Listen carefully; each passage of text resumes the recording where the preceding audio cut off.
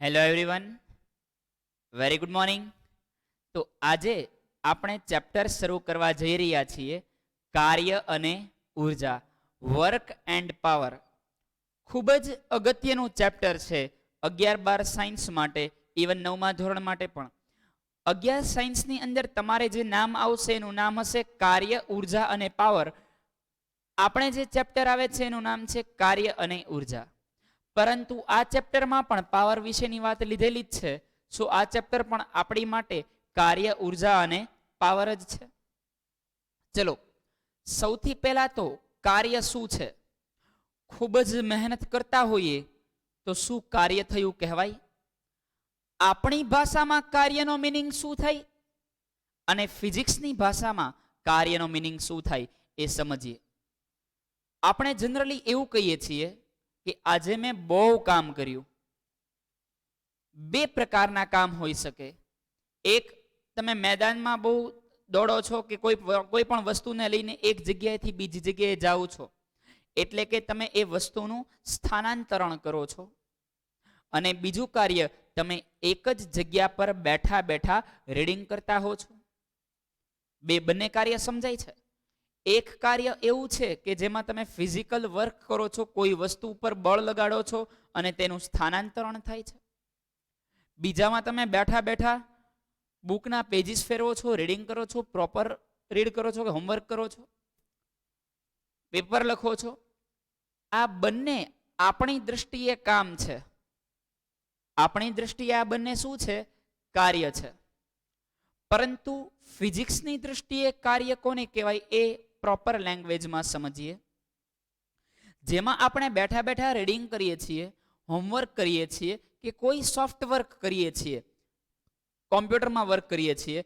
કદાચ તમે મોબાઈલમાં ફ્રેશ થવા માટે આમ તો નહીં જ રમતા હો, પણ કદાચ કહું છું, મને વિશ્વાસ છે તમે નહીં જ રમતા હો, પણ કદાચ તમે પબજી રમતા હો તો એમાં પેલો અંદર દોડે છે, તમે તો એમને બેઠા જ છો ને. તો આ એકેય પ્રકારનું કાર્ય કહેવાતું નથી. તમે જે પણ બેઠા બેઠા વર્ક કરો છો, આખો દિવસ રીડ કરીને તમે ભલે થાકી ગયા હો, તેમ છતાં પણ તે કોઈ પ્રકારનું કાર્ય ગણાતું નથી. હા, થાક લાગે છે, પણ એ કોઈ ફિઝિકલ થાક નથી, એ મેન્ટલ થાક છે, માનસિક થાક લાગતો હોય છે. બેઠા બેઠા રીડ કરો કે કોઈ પ્રકારનું હોમવર્ક કરતા હો તો મિત્રો તમને કોઈ પ્રકારનો ફિઝિકલ સ્ટ્રેસ છે એ ફિઝિકલ સ્ટ્રેસ જનરેટ નથી થતો. જે પણ સ્ટ્રેસ જનરેટ થાય છે કયો સ્ટ્રેસ છે? મેન્ટલ સ્ટ્રેસ જનરેટ થતો હોય છે. સમજો છો સમગ્ર વાતને? ચલો, તો ત્યાં આગળ વધીએ. ખૂબ મહેનત કરવા છતાં પણ કાર્ય ગણાતું નથી. સમજો છો? ખૂબ મહેનત કરી, આખો દિવસ 10-12 કલાક રીડ કર્યું, આઈ હોપ ડેઈલી કરતા હશો. તો આખો દિવસ મહેનત કરો છો, તેમ છતાંય કોઈ પ્રકારનું કાર્ય થતું નથી. તો કાર્ય ન થવાનું કારણ શું છે? તો કે કોઈ પણ પદાર્થ, કોઈ પણ વસ્તુ તમે લઈને બેઠા છો કે તમે પોતે એમને બેઠા છો, કોઈ પ્રકારનું તમારું સ્થાનાંતરણ થતું નથી. બળની વ્યાખ્યા, કાર્યની વ્યાખ્યા એવી છે, કોઈ વસ્તુ પર બળ લગાડતા તેનું સ્થાનાંતરણ થાય. હમણાં પ્રોપર લેંગ્વેજમાં સમજીએ.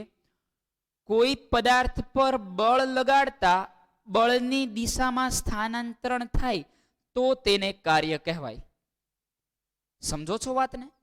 તો તમે જે બેઠા બેઠા રીડિંગ કરો છો એ કોઈ પ્રકારનું કાર્ય નથી, ફિઝિક્સની દ્રષ્ટિએ કાર્ય નથી, આપણી દ્રષ્ટિએ છે. સમજો છો? તો સૌથી પહેલા ખૂબ જ મહેનત કરવા છતાં પણ કાર્ય થતું નથી.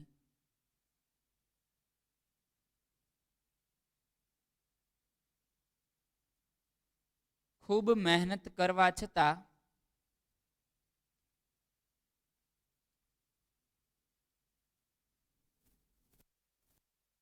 થતું નથી. હવે કોઈ પણ એક વ્યક્તિ છે એ બેઠા બેઠા કોઈ પણ સોફ્ટ એક્ટિવિટી કરે છે, મોબાઈલમાં ગેમ રમે છે, કોમ્પ્યુટરમાં વિડીયો જોવે છે, તમે અત્યારે મારો વિડીયો જોઈ રહ્યા છો, તો એ કઈ કાર્ય નથી. હા, મેન્ટલ સ્ટ્રેસ છે, તમે બેઠા બેઠા કામ કરો છો, ફિઝિક્સની દ્રષ્ટિએ કાર્ય નથી. તો કોઈ વ્યક્તિ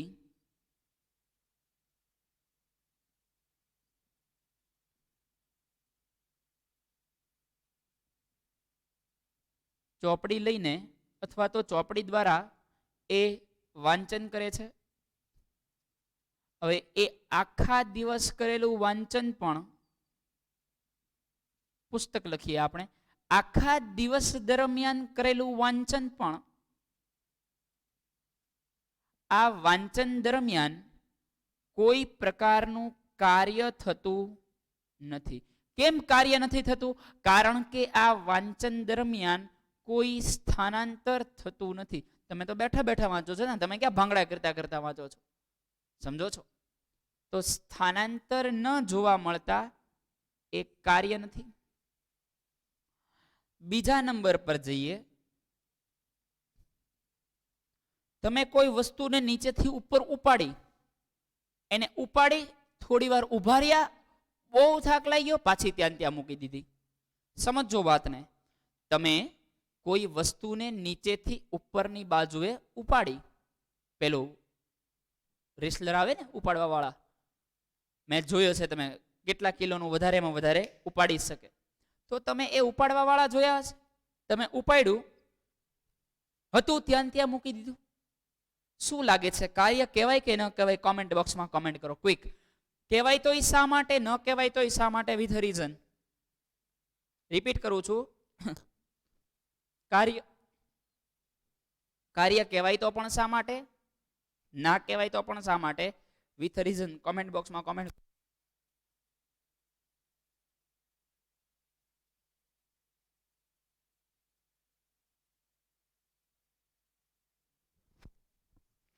આગળ વધીએ.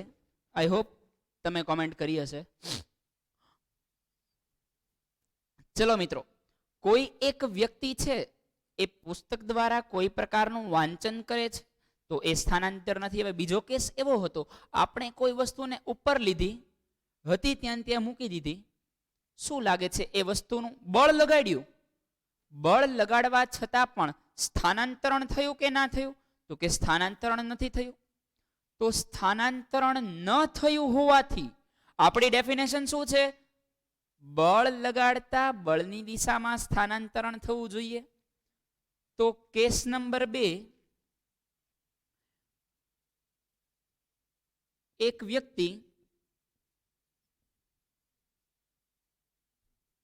ભારે પદાર્થને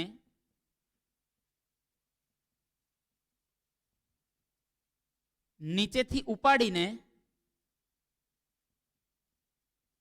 માથા પર મૂકે છે. ક્યાં મૂકે છે? માથા પર મૂકે છે. ત્યાં જ ઉભો રહ્યો, ક્યાંય હલનચલન નથી કર્યું. થોડા સમય બાદ થાક લાગતા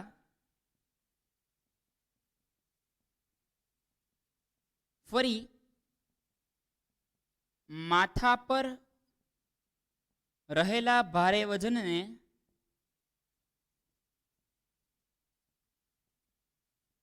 જમીન પર મૂકી દે છે. હવે જ્યારે એ પદાર્થને એને જમીન પર મૂકી દીધો, ત્યારે શું થયું? તો કે પેલો પદાર્થ ઉપાડેલો, ફરીવાર મૂકી દીધો, પદાર્થનું સ્થાનાંતરણ શૂન્ય થઈ ગયું. સમજો છો? તો આ સમયે પદાર્થનું સ્થાનાંતરણ કેટલું થયું? 0. પદાર્થનું સ્થાનાંતર છે એ શૂન્ય હોવાથી કાર્ય પણ કેટલું થશે? તો કે આ સમયે કાર્ય પણ મિત્રો શૂન્ય થશે. હવે ક્લિયર? સમજાય છે? ધીરે ધીરે. ચલો ત્યાંથી મિત્રો આગળ વધીએ. ઉદાહરણ નંબર 3 પર જઈએ.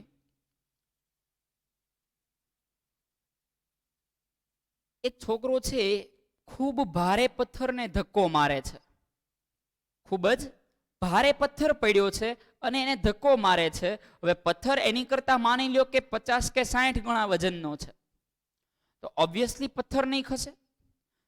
દિવાલને ધક્કો મારવામાં આવે તો દિવાલ ખસે નહીં. હું ગમે એટલું બળ લગાડું, હું એક સમય થાકી જવાનો છું. બળ લાગે છે, દિવાલનું સ્થાનાંતરણ થતું નથી. કાર્ય કેટલું થશે? શૂન્ય. વાત સમજાય છે?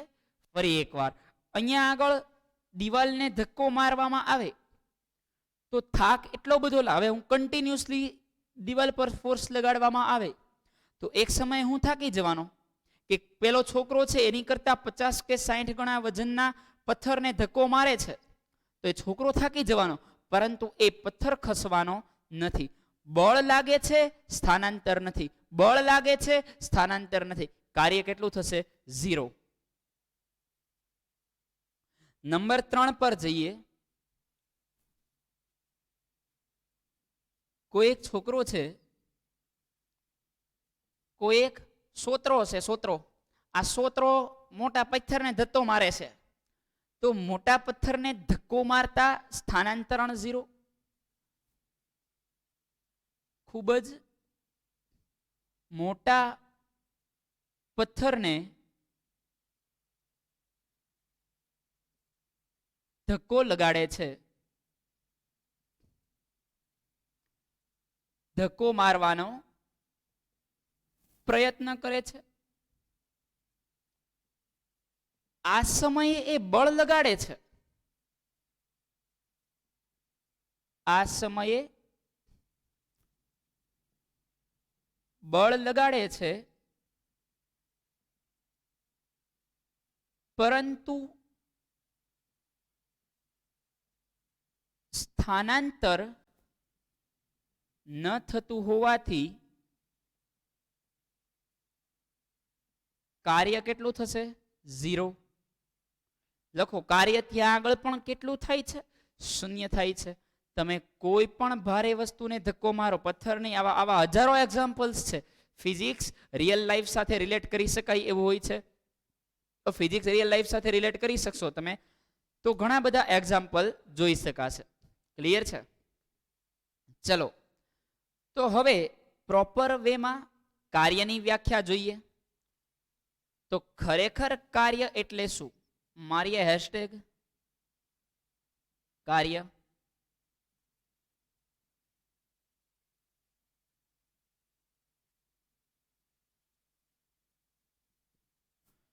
ખરેખર અર્થની અંદર કાર્ય કોને કહેવાય? તો કે કોઈ પણ પદાર્થ પર, હવે પ્રોપર વ્યાખ્યા આવી, કોઈ પદાર્થ પર બળ લગાડતા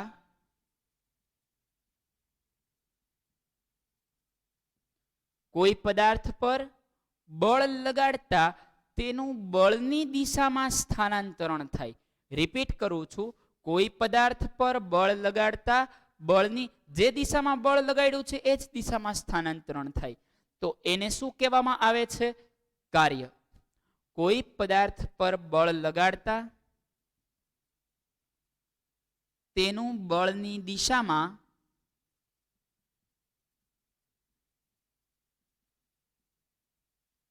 સ્થાનાંતર થાય તો તેને કાર્ય કહે છે. તેને શું કહેવામાં આવે છે? કાર્ય તરીકે ઓળખવામાં આવે છે. દાખલા તરીકે જોવા જઈએ તો અહીંયા કોઈ પણ એક બ્લોક છે. આ ટેક્સ્ટ બુકના એક્ઝામ્પલ, પછી આપણે દેશી લઈએ એક્ઝામ્પલ, દેશી એક્ઝામ્પલ. દેશી નામ આવે તો સર દેશી કોથળીની વાત નથી, એક્ઝામ્પલની વાત થઈ છે. ચલો, તો કોઈ એક પદાર્થ પર બળ લગાડવામાં આવે તો અહીંયા આગળ આપણે બળ લગાડીએ છીએ અને એ આ ડાયરેક્શનની અંદર સ્થાનાંતર કરે છે. આ એક બ્લોક છે આપણી માટે અને એ આ ડાયરેક્શનમાં સ્થાનાંતર કરે છે તો આ જે ઘટના છે એને શું કહેવાય? કાર્ય તરીકે ઓળખવામાં આવે છે. સમજો છો? ઘણા બધા એક્ઝામ્પલ છે, ઘણા બધા એક્ઝામ્પલ પછી આપણે ધ્યાનમાં લઈએ તો લખીએ કે બળ કાર્ય બરાબર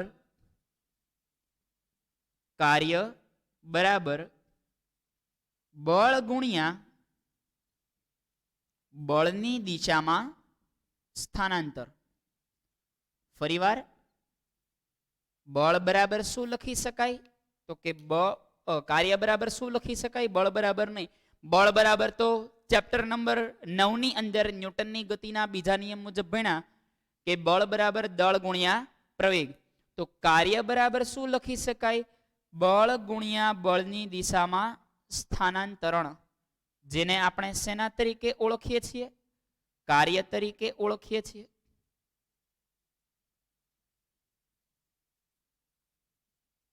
ક્લિયર છે? તો W ઇઝ ઇક્વલ ટુ, હવે એને સાંગણિક ભાષામાં લખીએ. કાર્યને ઇંગ્લિશમાં કહેવામાં આવે છે work. Work is equal to બળને કહેવાય છે ફોર્સ, અને જે એની દિશાનું સ્થાનાંતરણ છે એને S તરીકે ઓળખવામાં આવે છે. કાર્ય W બરાબર F ગુણ્યા S. હજી 11-12 સાયન્સમાં તમે આવશો ત્યારે આ જે ડોટ છે એ કાઢી નાખવામાં આવશે અને FS cos θ નામનું સૂત્ર આવશે. કયું સૂત્ર? FS cos θ. એ શું છે થોડી ઘણી માહિતી હમણાં આપણે મેળવીશું. ચલો ત્યાં સુધી આટલું નોટ ડાઉન કરી લ્યો, પછી મિત્રો આપણે આગળ જઈએ.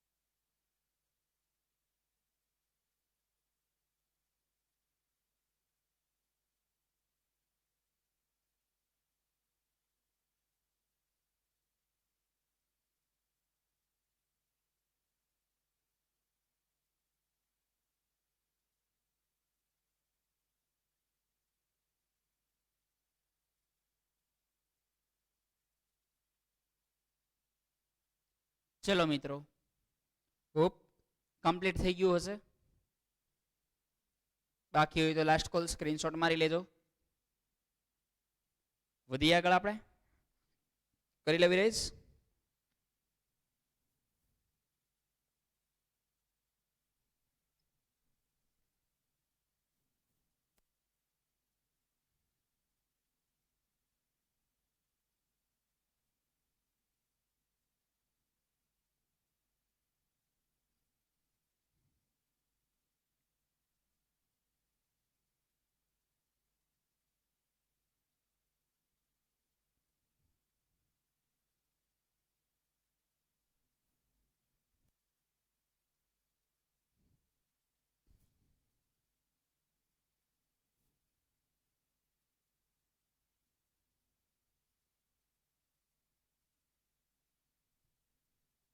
તો આપણે જોયું એમ કે કાર્ય બરાબર બળ ગુણ્યા બળની દિશામાં સ્થાનાંતરણ. હવે મિત્રો આપણે આગળ વધીએ. હવે એ જોઈએ કે એનો SI એકમ શું છે. પહેલા તો કાર્ય એટલે શું? તો કે કાર્ય બરાબર બળ ગુણ્યા બળની દિશામાં સ્થાનાંતરણ. હમણાં આપણે જોયું.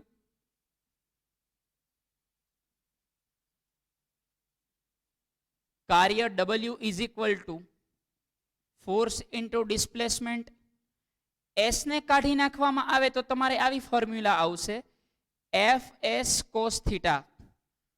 કોસ એક વિધેય છે જે તમે 10મા ધોરણના મેથ્સની અંદર રહેલા ચેપ્ટર ત્રિકોણમિતિની અંદર ભણશો. કયું ચેપ્ટર? ત્રિકોણમિતિ. તો અત્યારે ખાલી cos θ છે એ તમારી ઇન્ફોર્મેશન માટે છે. આ 11-12 સાયન્સની અંદર ફોર્મ્યુલા આવશે. હવે આપણે એ સમજીએ કે કાર્યનો SI એકમ શું થશે. તો લખીએ કાર્યનો SI એકમ સી. સૌથી પહેલા તો કાર્ય શું છે? બળ ગુણ્યા બળની દિશામાં સ્થાનાંતર. બળનો એકમ શું છે? તો કે બળ કરતા કોને શીખવાડ્યું? ન્યૂટને. એટલે મીન્સ બળની વ્યાખ્યા કોને આપી? એમ બળ કરતા શીખવાડ્યું એટલે એ ભાષામાં કહું છું, તમે ઊંધું ના સમજતા. બળ કરતા સર મને કોને છે એવું ના વિચારતા તમે. ચલો આગળ વધીએ.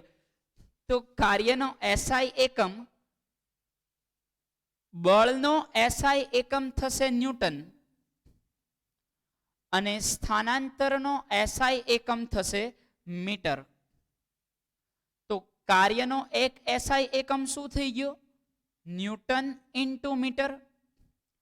અથવા મહાન વૈજ્ઞાનિક જૂલ નામના વૈજ્ઞાનિકે આની શોધ કરેલી. કાર્યની શોધ કોને કરેલી? જૂલ નામના વૈજ્ઞાનિક. આની વ્યાખ્યા કોને આપેલી? જૂલ નામના વૈજ્ઞાનિકે.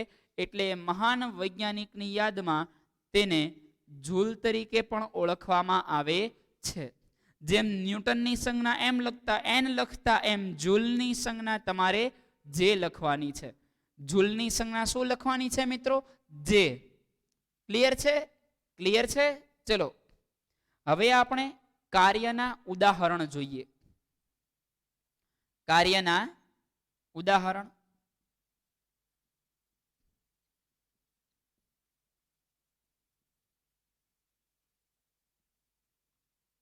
તો ઉદાહરણ નંબર 1,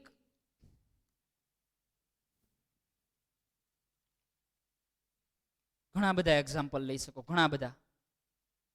સાયકલ પડી છે, તમે એને ધક્કો મારો છો, સાયકલ ગતિ કરે છે. શું એક પ્રકારનું કાર્ય છે કે કેમ? તો કે હા, કાર્ય છે.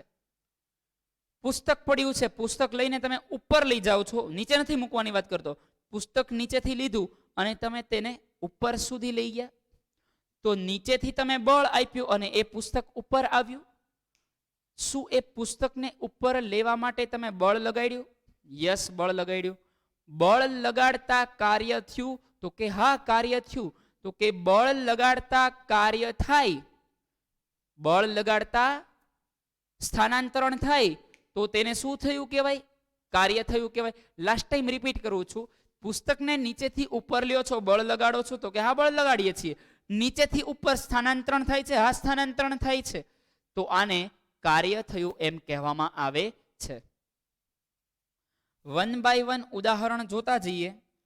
ઉદાહરણ નંબર 1,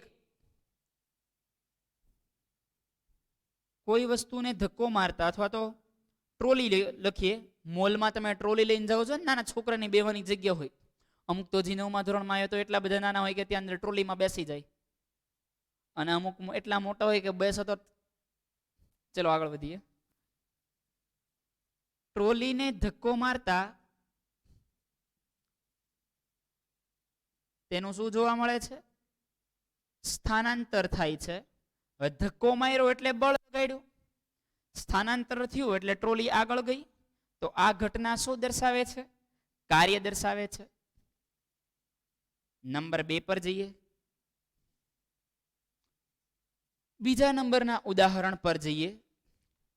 બીજા નંબરનું ઉદાહરણ, કોઈ પણ પુસ્તકને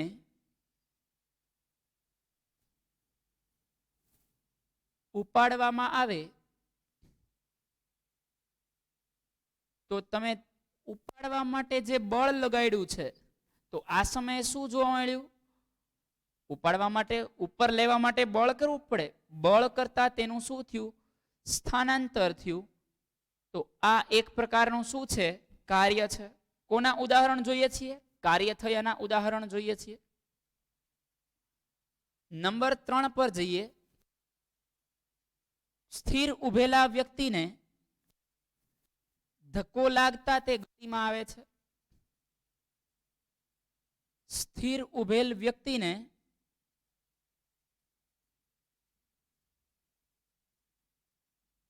ધક્કો મારતા તે ગતિમાં આવે છે. તો આ પણ એક પ્રકારનું શું છે? કાર્ય છે. સ્થિર ઉભેલ વ્યક્તિ છે, ધક્કો માર્યો તો એ ગતિમાં આવે છે. ઘણી બધી વાર લગ્નની લાઈનમાં આપણે, એટલે લગ્નમાં લગ્નની લાઈન એટલે લગ્ન કરવાની નહીં, લગ્નમાં જમણવારની લાઈનમાં આપણે ઊભા હોઈએ. કોક વાર એટલી ગર્દી હોય કે આગળવાળાને ડીશો ઘોંકાવતા હોઈએ. તે જ્યારે ડીસી ઘોંકાવીએ ત્યારે આગળવાળો થોડોક સ્થાનાંતરણ કરે છે, તો એ એક પ્રકારનું કાર્ય છે. પછી પાછળ ફરીને 2 શબ્દ તમને બોલે, એક ટી પ્રત્યાઘાત કહેવાય, એ પછીની વસ્તુ છે. પરંતુ તમે જે ધક્કો મારો છો અને આગળવાળો આગળ જાય છે તો એ એક કાર્ય છે. પાછળથી ધક્કો આવે છે ને તમે આગળ જાઓ છો તો એ એક પ્રકારનું કાર્ય છે. કોક વાર આપણે કાંઈ નથી કરવું પડતું, આપણે એમને ઊભા રહીએ તો લાઈન સાથે સીધા આગળ નીકળી જઈએ છીએ, તો એ પણ એક પ્રકારનું કાર્ય છે. તમે નથી કરતા, કાર્ય કોઈક બીજું કરે છે. પાછળથી મસ્ત મજાનો ધક્કો આવે છે અને આપણે એ પ્રવાહની અંદર વહી જઈએ છીએ તો એ પણ એક પ્રકારનું કોઈએ લગાડેલું કાર્ય છે. ક્લિયર? તો સ્થિર ઉભેલ વ્યક્તિને ધક્કો મારતા તે ગતિમાં આવે તે એક પ્રકારનું કાર્ય છે. એ પછી સાયકલ પર બળ લગાડવામાં આવે અથવા તો સ્કેટિંગની વાત કરીએ. સ્કેટિંગમાં પડ્યા હોય, સ્કેટિંગને આગળ લઈ જવા માટે શરૂઆતમાં ફોર્સ આપવું પડે, બરાબર? તો સ્કેટબોર્ડ છે, સ્કેટબોર્ડને અથવા તો સ્કેટબોર્ડનું સ્થાનાંતરણ કરવા માટે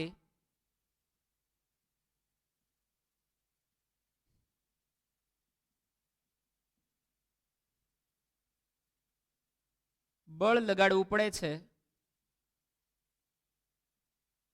તેના પર બળ લગાડવામાં આવે છે તો તે પણ એક પ્રકારનું કાર્ય છે. જ્યારે હોડી ચાલતી હોય ત્યારે હલેસા દ્વારા હલેસાને રોટેટ કરવામાં આવે છે. બળ કરો છો, હોડીનું સ્થાનાંતરણ થાય છે, એ પણ એક પ્રકારનું કાર્ય છે. સમજો છો વાતને? તો આ દરેક વસ્તુ એ કોઈને કોઈ ચોક્કસ કાર્ય કરે છે. આની સિવાયના કોઈ પણ એક એક્ઝામ્પલ તમને યાદ આવતું હોય તો નીચે કોમેન્ટ બોક્સની અંદર કોમેન્ટ કરો. ચલો ત્યાર પછી આપણે મિત્રો આગળ વધીએ, અમુક ન્યુમેરિકલ સોલ્વ કરીએ.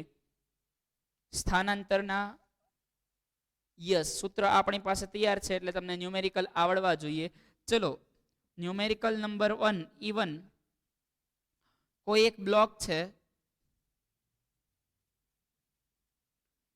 એ બ્લોક પર 10 ન્યૂટન બળ લગાડવામાં આવે તો એ 3 મીટરનું સ્થાનાંતરણ કરે છે. તો કાર્ય શોધો. બહુ સિમ્પલ ન્યુમેરિકલ છે. નંબર 2, ચલો આ સોલ્વ કરી જ લઈએ, પછી ધીરે ધીરે ગેર દબાવીએ, પછી ધીરે ધીરે એવું હશે તો લેવલ વધારીશું.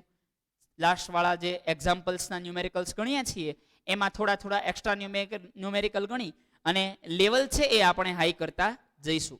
તો સૌથી પહેલા કાર્ય W ઇઝ ઇક્વલ ટુ શું લખી શકાય? F into S. તમારે FS cos થીટા ક્યાંય યુઝ કરવાનો નથી.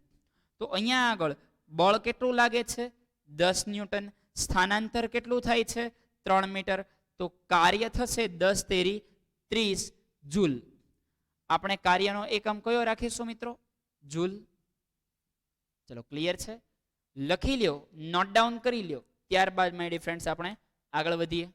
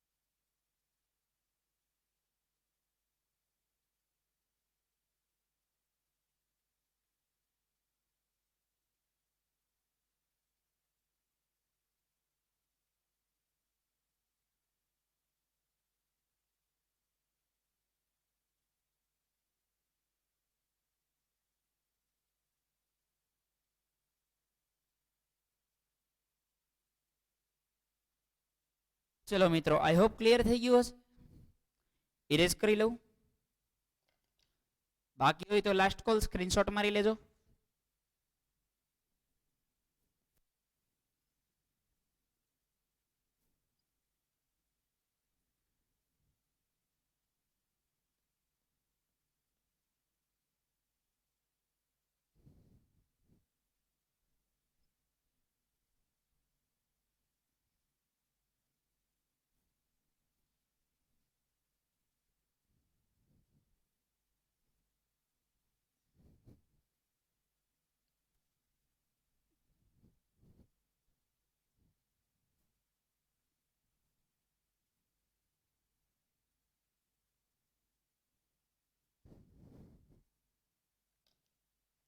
ક્લિયર એટલું?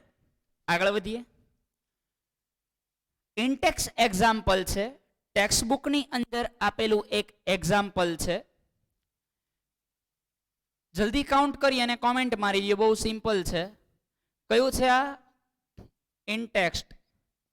ટેક્સ્ટ બુકમાં જે આપેલું હોય ને, એક બ્લોક પર 8 ન્યૂટન જેટલું બળ લગાડતા, આ સીધો રસ્તો છે, એક બ્લોક પર 8 ન્યૂટન જેટલું બળ લગાડતા તે 7 મીટરનું સ્થાનાંતરણ કરે છે.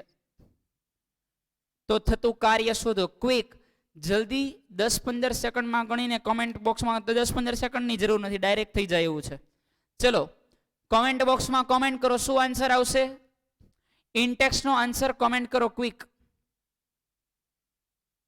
આઈ હોપ કોમેન્ટ કર્યો હશે. કાર્ય બરાબર બળ ગુણ્યા સ્થાનાંતરણ. બળ 8 ન્યૂટન છે, સ્થાનાંતર 7 ન્યૂટન છે, તો 8 ગુણ્યા 7 ટોટલ કેટલા ન્યૂટન થશે? 56 ન્યૂટન. કેટલા ન્યૂટન થશે ડિયર ફ્રેન્ડ્સ? 56 ન્યૂટન. ચલો એની પછીના ક્વેશ્ચન પર જઈએ. કાર્ય ક્યારે ધન હોય, ક્યારે ઋણ હોય કે શૂન્ય હોઈ શકે? કાર્ય ક્યારે ધન, ઋણ કે શૂન્ય હોઈ શકે? ચલો બહુ મસ્ત મજાના એક્ઝામ્પલ દ્વારા આપણે એ સમજીએ કે કાર્ય ક્યારે ધન હોય, કાર્ય ક્યારે ઋણ હોય અને કાર્ય ક્યારે શૂન્ય હોય. મસ્ત મજાના એક્ઝામ્પલ્સ દ્વારા આપણે મિત્રો સમજીએ. એક નાની એવી કાર છે, રમકડાની કાર. આગળ એક રમકડાની કાર બનાવીએ, અહીંયા બનાવીએ. ચલો પ્રોપર જોઈ શકાય. નાની એવી રમકડાની કાર છે.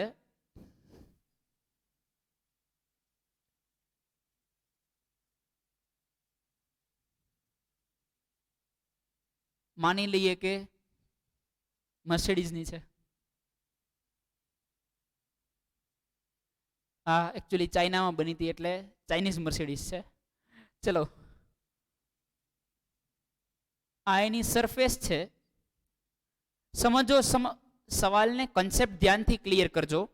અને એક નાનો એવો છોકરો છે, ઈ આ કારને દોરી બાંધીને ખેંચે છે. રમકડાની કાર છે એને એક નાનો એવો છોકરો કઈ રીતે ખેંચે છે? દોરી બાંધીને.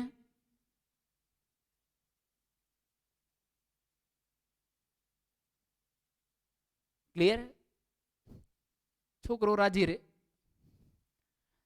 તો દોરી બાંધીને જ્યારે એ ખેંચે છે, કઈ ડાયરેક્શનમાં? તો કે જે ડાયરેક્શનમાં એ ઊભો છે એ ડાયરેક્શનમાં. આને સમક્ષિતિજ દિશા કહેવાય. કઈ દિશા કહેવાય? સમક્ષિતિજ દિશા. સમજો અહીંયા આગળ સામેથી, અચ્છા અહીંયા આગળ કોઈ એક આ બોર્ડ છે, બોર્ડ ઉપર અહીંયા થર્મોકોલ ચિપકાડી દીધેલું છે. અહીંયા આગળ દોરી બાંધીને એ થર્મોકોલને હું એક્ઝેક્ટ 0 ડિગ્રીએ મારી ડાયરેક્શનમાં ખેંચું. કેટલા ડિગ્રીએ? 0 ડિગ્રી. 0 ડિગ્રી કઈ રીતે એ સમજીએ.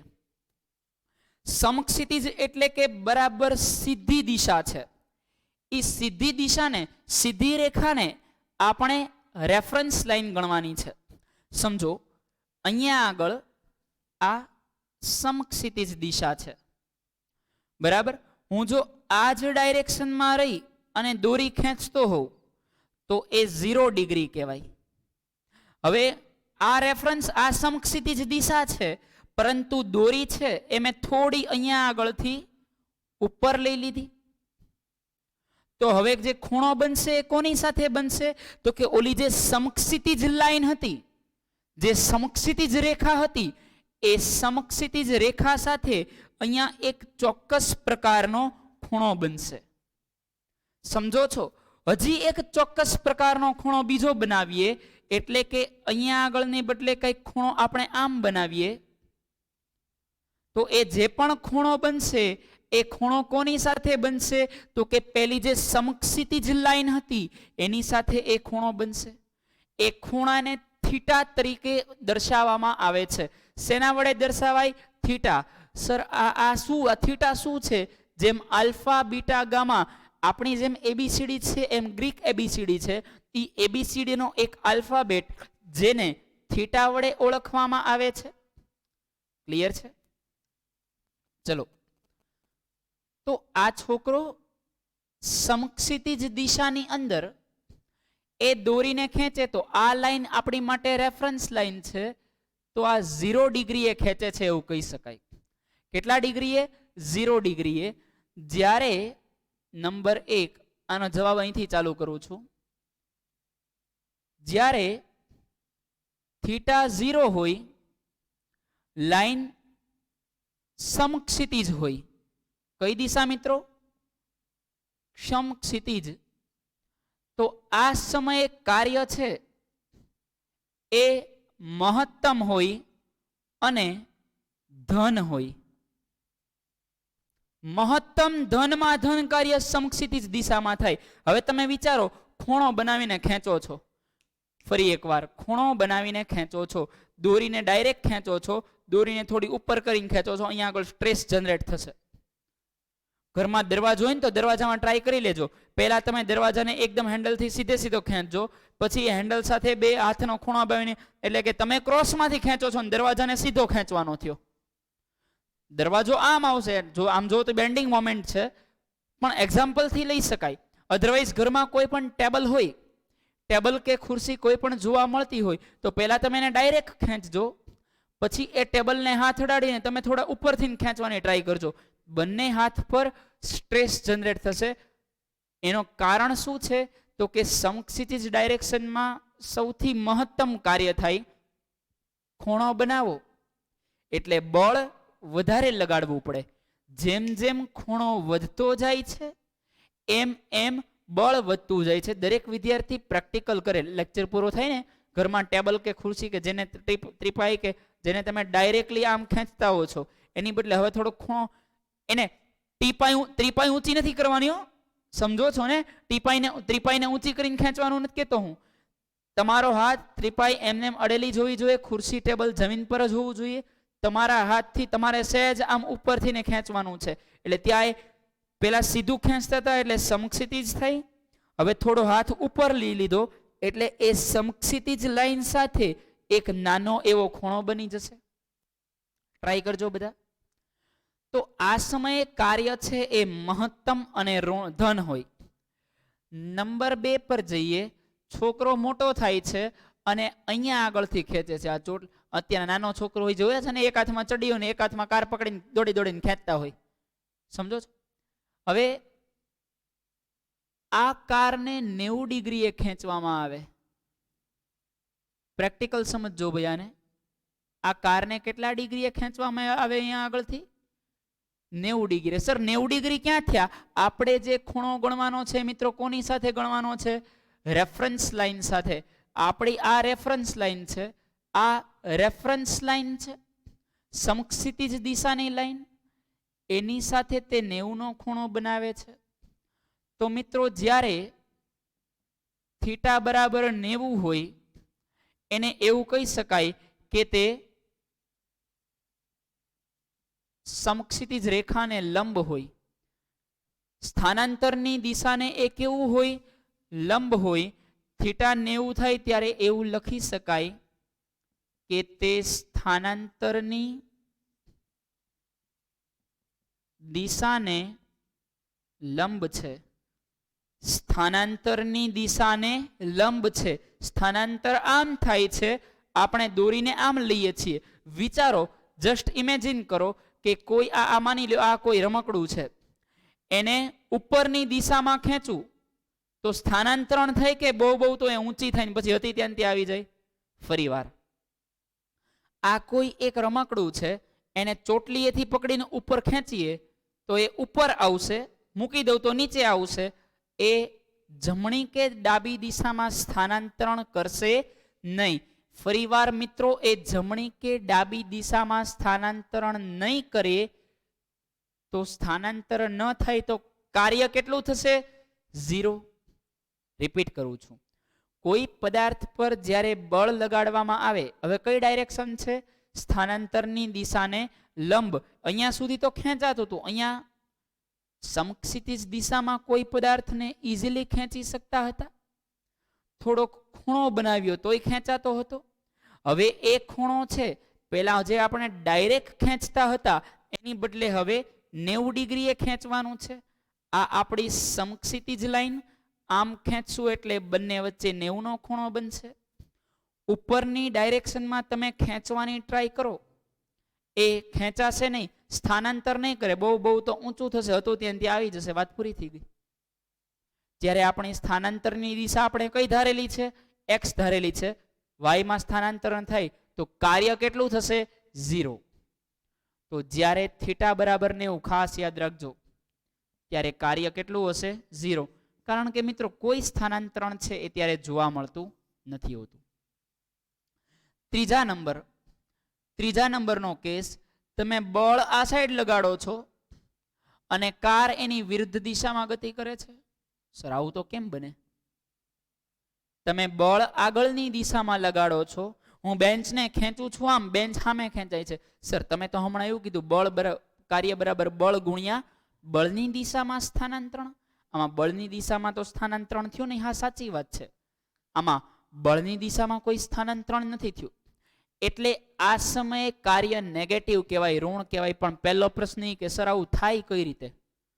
હું જે ડાયરેક્શનમાં બળ લગાડું છું એની વિરુદ્ધ દિશામાં ગતિ થાય કઈ રીતે? તમે તમારા નાના મોટા ભાઈ બહેન સાથે નાસ્તા માટે બાજાબાજી કરતા હો છો, એકાદું પડીકાને બે બાજુથી ખેંચતા હો છો, તો તમે તમારી બાજુ ખેંચો છો, પણ સામેવાળાનું બળ છે ગોલું મોલું મસ્ત મજાનું હટ્ટું કટ્ટું છે અને જોરથી ખેંચે છે. તમે નાસ્તાના પડીકાને આમ ખેંચો છો પણ ઓલો એની બાજુ લઈ ગયો, તો તમે જે ડાયરેક્શનમાં બળ લગાડ્યું એની વિરુદ્ધ દિશામાં પડીકું ગયું, તો કાર્ય નેગેટિવ છે. રસ્સા ખેંચની મેચમાં તમે બળ લગાડો છો પણ નેગેટિવ ટીમ છે, ઓપોઝિટ ટીમ, નેગેટિવ ના કહી શકાય, ઓપોઝિટ ટીમ છે એ વધારે બળ લગાડે છે. દોરડું ખેંચી લીધું, તમે બળ લગાડ્યું એની વિરુદ્ધ દિશામાં સ્થાનાંતરણ થયું, કાર્ય ઋણ છે. તમારો ભાઈબંધ સાયકલ ઉપર જાય છે, તમે જોરથી સાયકલ પકડી, પણ એટલે તમે તમારી ડાયરેક્શનમાં બળ લગાડો છો પણ એ એટલું જોરથી પેડલ મારે છે કે તમે જે દિશામાં બળ લગાડો છો એની વિરુદ્ધ દિશામાં સાયકલ ગતિ કરે છે, કાર્ય ઋણ છે. સમજો છો ને? તો આટલી કન્ડિશન્સની અંદર છે કાર્ય નેગેટિવ જોવા મળશે. જ્યારે થીટા બરાબર, હવે થીટા કેટલો થાય વિચારો, આ રેફરન્સ લાઈન હોય, આ રેફરન્સ લાઈન છે અને દિશા ગતિ આ દિશામાં થાય, તો અહીંથી અહીંયા સુધીનો જે ખૂણો બને છે એ 180 ડિગ્રી છે. થીટા 180 ડિગ્રી હોય ત્યારે કાર્ય છે એ નેગેટિવ એટલે કે મહત્તમ અને ઋણ મળશે. કાર્ય કેવું મળશે? ઋણ અને મહત્તમ હશે. મહત્તમ જ તે, પણ દિશા કઈ? નેગેટિવ. ઋણ કાર્ય મિત્રો એ દર્શાવે છે કે બળની વિરુદ્ધ દિશામાં પદાર્થ ગતિ કરે છે. લાસ્ટ ટાઈમ વન્સ અગેન, ઋણ કાર્ય એ ડિનોટ કરે છે કે બળની વિરુદ્ધ દિશામાં પદાર્થ ગતિ કરે છે, સ્થાનાંતરણ કરે છે. ક્લિયર છે? તો આજના લેક્ચરમાં આટલું રાખીએ. હોમવર્કની અંદર ચાલેલું 2 વાર પ્રોપર ફોકસથી સ્ટડી કરવાનું છે. હોમવર્ક કરતી વખતે ઉતારા ન મારતા. 11 સાયન્સમાં બહુ મોટા મેજર પ્રોબ્લેમ થશે અને 9માની એક્ઝામમાં પ્રોબ્લેમ થશે. સો આઈ સ્ટ્રોંગલી રિકમેન્ડેડ યુ કે કોઈ પ્રકારના ઉતારા ન થવા જોઈએ. પહેલા પ્રોપર રીડિંગ કરજો અને પછી તમે એને હોમવર્ક કરવા બેસજો. હોમવર્કમાં ચાલેલું 2 વાર. તો મળીએ નેક્સ્ટ લેક્ચરમાં. ત્યાં સુધી સારું એવું વર્ક કરો, સારું એવું રીડ કરો. Good luck to all. Goodbye dear friends. બાકી હોય ઉતારી લેજો. હોમવર્કમાં બોર્ડ વર્ક જ લખવાનું છે.